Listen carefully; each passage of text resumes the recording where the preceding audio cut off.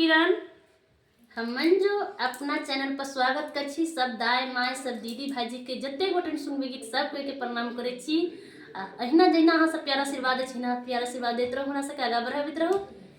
हम दोनों देवरानी जेठानी बहुत प्यारा बहुत दर्दनाक बेटी विवाह गीत बनावे जा रहा है। सब जरूर सुनब और कमेंट करके जरूर बताओ गीत के अहाँ सब लास्ट तक सुनबे।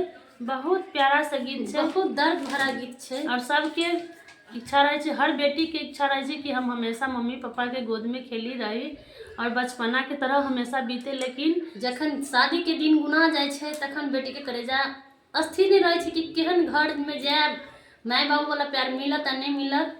लेकिन कतबो करबे तो सासुर में माय सन प्यार में कतौ नहीं मिले। जतऽ कतबो प्यार करे माय माये होय छे, लेकिन सासू सासू होय छे। एके लके बहुत सास सासे कहे छे, मैं माये कहे छे। एके लके बहुत प्यारा सा गीत है, अहाँ सब जरूर सुनबे, जरूर कमेंट करबे। सब भाई दीदी सबके कहे छी हाथ जोड़ के प्रणाम करे छी, आशीर्वाद देते रहो ना तो प्यारा से बात रहो।